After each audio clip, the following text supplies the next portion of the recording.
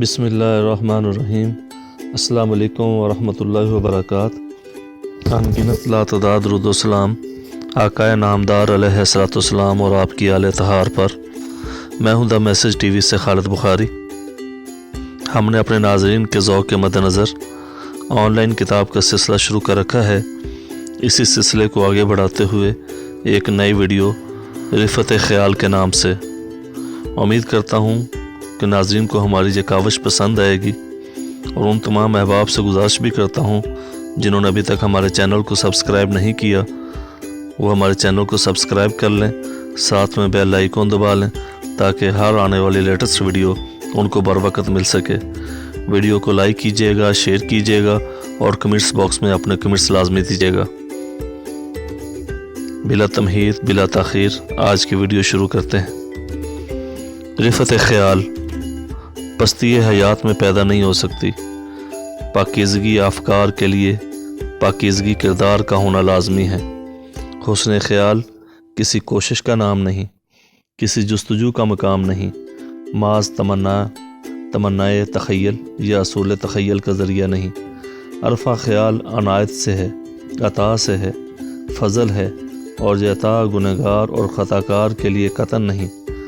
لطافت خیال کو اگر جبرائیل کہہ دیا جائے تو نزول افکار عالیہ یا نزول جبرائیل کسی کافر یا گمراہ کے لیے نہیں۔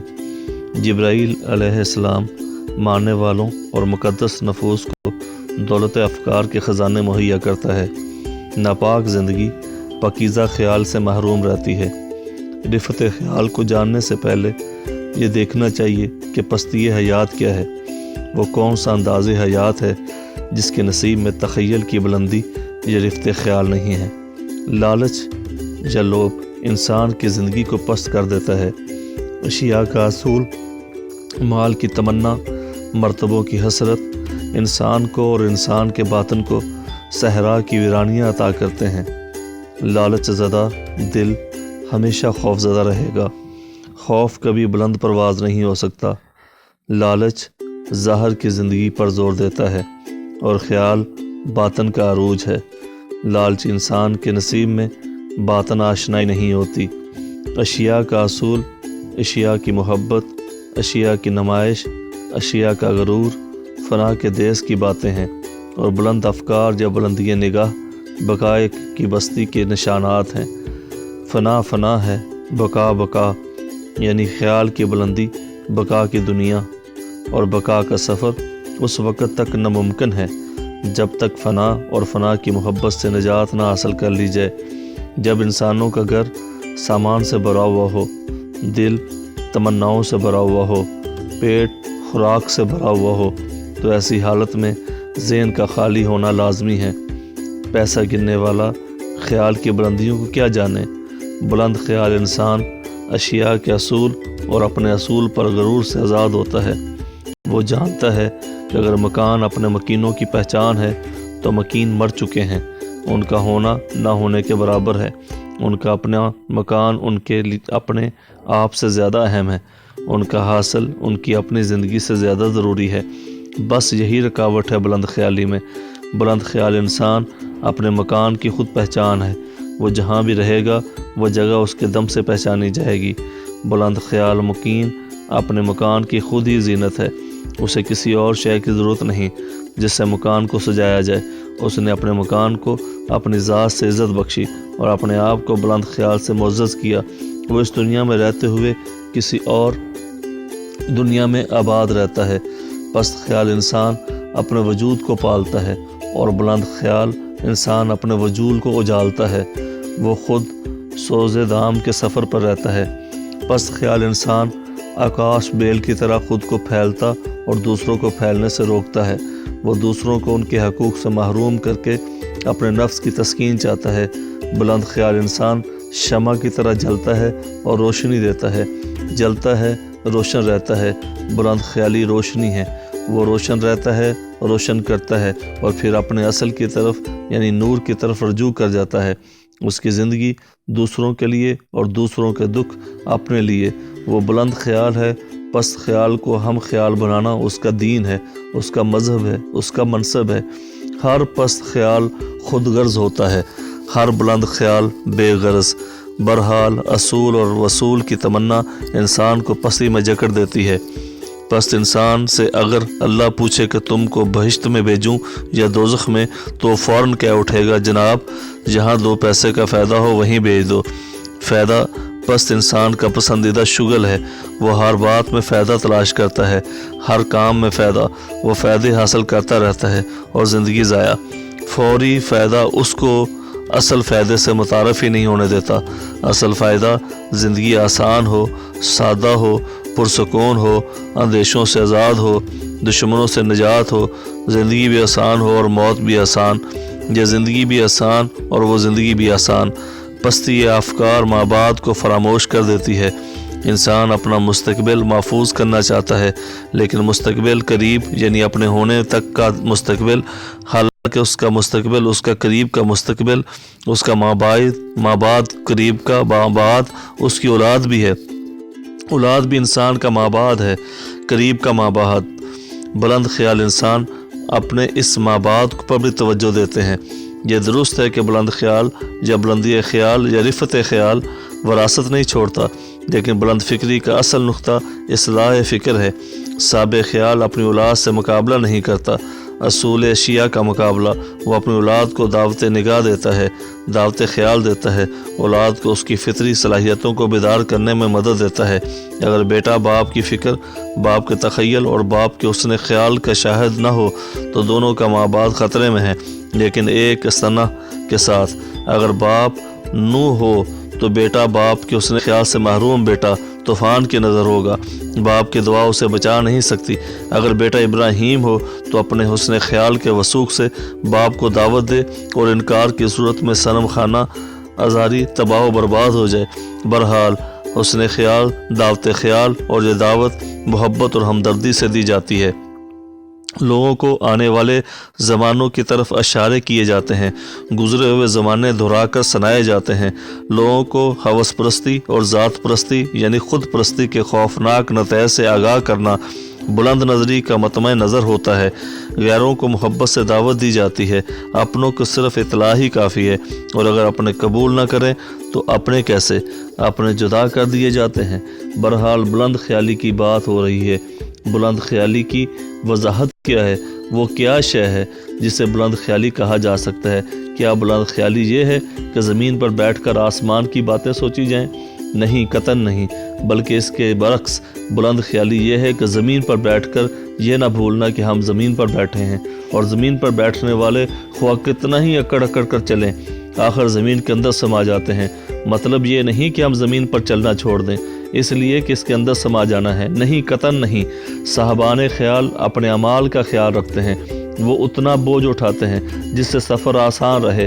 ہر شے ہر وقت حاصل کرنے کی تمنا لا حاصل ہے۔ رفت خیال اثار میں پلتی ہے۔ اثار دراصل فروغ خیال کا واحد ذریعہ ہے، مجبوری ہے۔ مجبوری یہ ہے کہ رفت خیال خوش خیالی یا خوش فہمی نہیں، رفت خیال اظہار میں ضرور آتی ہے، اور اس اظہار سے لوگوں کے لیے منافت ہے۔ سابق خیال کے لیے خیال صرف سوز ہے، وجدان ہے، خیال خیال نہیں ہے، جذبہ ہے۔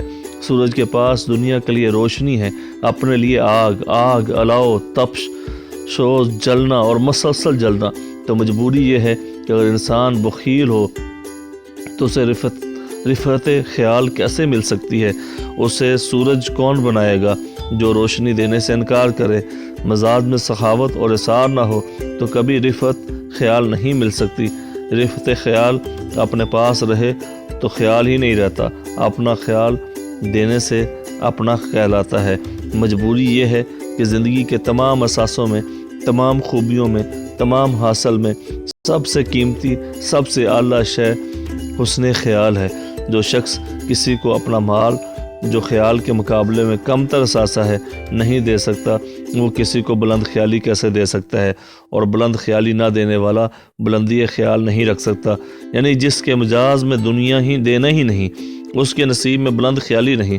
تم مال تقسیم نہیں کرتے، خیال کیسے بانٹو گے؟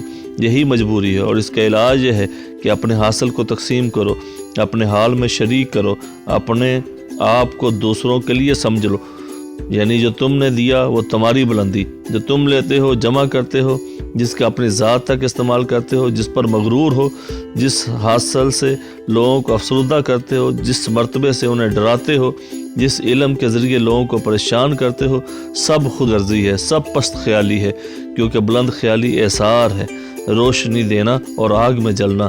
بلند خیال لوگ فطرت کے انوکھے شاہکار ہیں، ان کو الگ راز ہستی ملا، ان کے نئے معنی ملے زندگی کے، ان کو حاصل و محرومی کے نئے رخ سے آشنائی ہوئی۔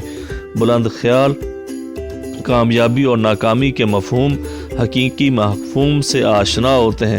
ہم دیکھتے ہیں کہ کسی مقصد میں کامیاب ہونا زندگی کی کامیابی تو نہیں، گناہ میں کامیابی زندگی میں ناکامی ہے۔ ایک سخی غریب صابر خیال ہو سکتا ہے اور ایک بخیل امیر ہمیشہ کے لیے محروم خیال۔ بہرحال رفعت خیال کی تمنا ہو تو مال اور مرتبے کی آرزو سے نجات ضروری ہے۔ لذت وجود سے گریز کرنے والے رفعت خیال سے آشنا کرائے جاتے ہیں۔ دوسروں کے درد کو اپنا درد سمجھنے والوں کو بلند خیالی عطا کی جاتی ہے۔ خدمت انسانیت کے مخلص جذبے کو فطرت خود خیال کے زیور سے آراستہ کرتی ہے۔ بلند خیالی انسان کا وہ حاصل ہے جو کوشش سے نہیں، نصیب سے ملتا ہے۔ بلند خیال انسان خاک نشین ہو تب بھی عرش نشین سے ہے۔ رفت خیال چونکہ عطا ہے اس لیے صاحب خیال ہمیشہ عطا ہی کرتا ہے۔ اگر کمائی ہوتی تو ہمیشہ سنبھال کر رکھی جاتی، اگر سامان ہوتا تو سجایا جاتا، اگر مرتبہ ہوتا تو لوگوں کو ڈرایا جاتا، لیکن یہ تو عطا ہے، دینے والے کا عمل، دینے والے نے دینے کے لیے دیا۔ پس دینے والوں کو اور احسار کرنے والوں کو بلند خیالی اس لیے ملی کہ وہ خود چراغ کی طرح جلیں اور روشنی بانٹیں۔ بخیل، مطلب پرست، طالب زر سوچتے جائیں کہ یہ سب کیا ہے، بس خیال ہی تو ہے۔ رفعت خیال ہو تو کیا ہے؟ رفعت خیال نعمت پروردگار ہے، زندگی میں حاصل ہونے والا اور زندگی کے بعد رہنے والا سرمایہ یہی رفعت خیال ہی تو ہے۔ اس طرح کی بے شمار ویڈیوز کے لیے ہمارے چینل کو سبسکرائب کریں، ساتھ میں بیل آئیکن دبا لیں تاکہ ہر آنے والی لیٹسٹ ویڈیو آپ کو بر وقت مل سکے۔ ملتے ہیں ایک نئی ویڈیو کے ساتھ، تب تک اجازت دیں۔ اللہ حافظ، فی امان اللہ۔ نئی ویڈیو کا ٹائٹل ہوگا بار تسلیم۔ ایک محدود اور مختصر زندگی میں انسان کس کی لاج نبھائے؟ سب واجب الاحترام ہیں، سب لائق تعظیم ہیں، سب صاحب ارشاد ہیں، سب قابل تقلید ہیں، لیکن مجبوری تو یہ ہے کہ عرصہ حیات ہی قلیل ہے۔ اس میں اتنی تسلیمات، اتنی اطاعتوں کا پورا ہونا ممکن ہی نہیں۔ ہم پر کثرت قائدین کا خوفناک تسلط ہے، کثیر المقصدیت کا شدید دباؤ ہے، ہم پر اعصاب شکنی کی وبا نازل ہو چکی ہے، مجبوریوں کے اثار میں جکڑے ہوئے انسان پر اطاعتوں کی یلغار ہے۔ انسان جائے تو کہاں جائے؟ اللہ کے احکامات ہی لیجئے۔ اللہ کے احکام تو بس اللہ کے احکام ہیں۔ ارشادات باری تعالیٰ ایک زندگی کے لیے بس کافی ہے۔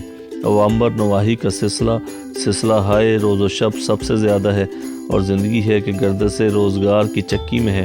آج کے دور میں ایک انسان بے شمار طاقتوں کے سامنے جواب دہ ہے۔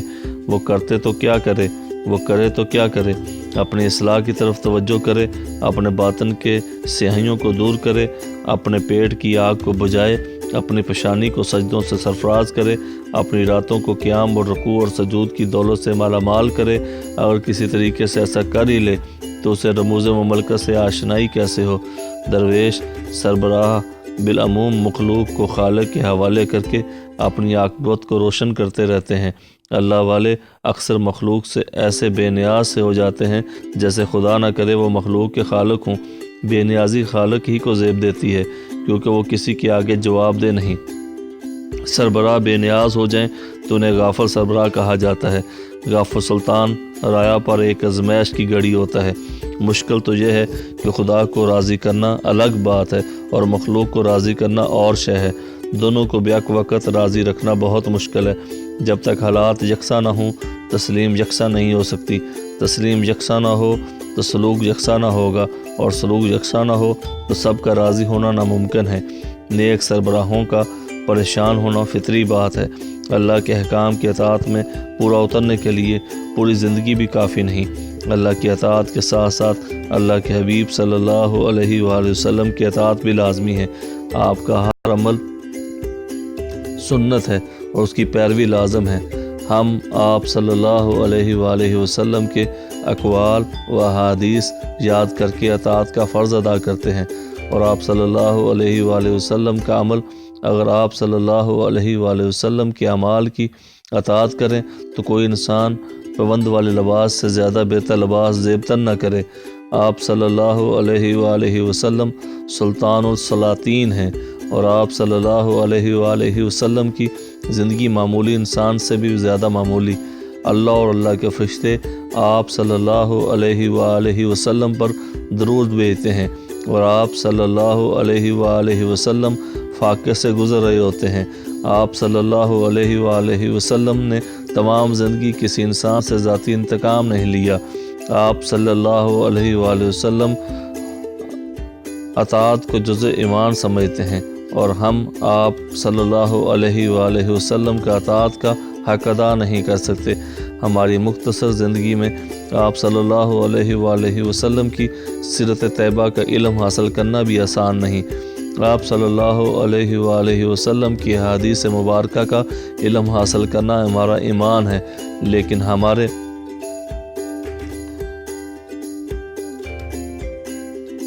لیے آسان نہیں۔ ہمیں اور بھی غم ہے۔ ہم تسلیم کا بار کیسے اٹھائیں گے؟ اگر اللہ اور اللہ کے حبیب صلی اللہ علیہ وآلہ وسلم کی اطاعت تک بات ہوتی تو خیریت تھی۔ ہمارے لیے اور بھی فرائض تسلیم ہیں۔ قرآن کا علم، قرآن فہمی، قرآن دانی، جبکہ ہم عربی زبان سے اتنے آشنا بھی نہیں۔ مختصر زندگی میں قرآن کریم کا علم حاصل کرنا سب کے بس کی بات نہیں۔ اپنی زندگی کو منشأ قرآن کے مطابق بسر کرنا فرض ہے، سعادت ہے، لیکن این سعادت بزور بازو نیشت۔ ہماری زندگی اگر اسے 60 سال ہی مان لیا جائے تو اس زندگی میں 20 سال سے زیادہ نیند کا عالم ہے۔ اس زندگی میں کچھ سال بچ جاتے ہیں، ہم زندگی بیچ کر زندگی بسر کر سکتے ہیں۔ زندگی کا پریشر بس پریشر کوکر ہی تو ہے، انسان پستا جا رہا ہے۔ ہم لوگ پوری محنت کرنے کے بعد بھی زندگی ضروریات پوری نہیں کر سکتے، ضرورت کے پاؤں حاصل کر کے چادر سے باہر ہی رہتے ہیں۔ ہم لوگ ملازمتوں سے ریٹائر ہو کر انہی مصیبتوں میں مبتلا ہوتے ہیں جن کے علاج کے لیے ملازمت کی تھی، اور نتیجہ یہ ہوتا ہے کہ ریٹائرمنٹ کے بعد بھی پھر کسی ملازمت کی تلاش ہوتی ہے، پھر کسی کرائے کے مکان کی ضرورت ہوتی ہے، پھر ذمہ داریوں کا بوجھ ہوتا ہے، حالات کا حکم نافذ رہتا ہے، اور ہم اطاعت میں مصروف ہوتے ہیں۔ کس کا حکم مانا جائے؟ ضرورت کا حکم، بیماریوں کا حکم، سماج کا حکم، اور پھر مذہب کا حکم، اس پر مستداد حکومت کے احکام۔ بات یہاں تک ختم ہو جاتی تو گزر ممکن ہونے کی صورت رہ جاتی۔ ہم پر ابھی اور بھی اطاعتیں واجب الادا ہیں۔ صحابہ اکرام رضوان اجمعین کے ارشادات ہمارے لیے مینارہ نور ہیں۔ ہم جان پر کھیل کر بھی ان کے اطاعت کریں گے۔ عامہ اکرام کی اطاعت، فقہ کی اطاعت، پھر اولیاء اکرام، علماء حق کے ارشادات ہمارے لیے جادہ حق کے روشن سنگ میل ہیں۔ ہم اطاعت پر مجبور ہیں اور اس مجبوری پر مسرور ہیں۔ اتنی مجبوریوں میں بھی آوازیں شامل ہو جاتی ہیں۔ اقبال کے ارشادات، کبھی اپنے من میں ڈوب جانے کا حکم، کبھی زمان و مکان توڑ کر نکل جانے کا حکم۔ اقبال کی اطاعت ہم پر فرزند اقبال سے زیادہ تو نہیں کر سکتے، الحمدللہ بچت کی راہ ابھی باقی ہے، ورنہ اقبال آشنائی کے فرض سے کوتاہی کے ساتھ سے شرمندگی میں ڈوب کر مر جانے کا مقام پیدا ہونے کا اندیشہ تھا۔ ہمیں اقبال سے محبت ہے، ضرور ہے، لیکن اتنی محبت تو ممکن ہی نہیں جتنی اولاد کو باپ سے ہو سکتی ہے۔ ہم عظیم انسان کے نام لیوا ہیں، اس کے وارث تو نہیں۔ تسلیم کا بوجھ اتنا ہی اٹھائیں گے جتنا ہمارے حصے میں ہے۔ آیا ہم پر قائد اعظم کے ارشادات کی تسلیم کا حق ادا کرنے کا فریضہ عائد ہوتا ہے؟ قائد اعظم کا ہر قول ہمارے لیے قول سدید ہے۔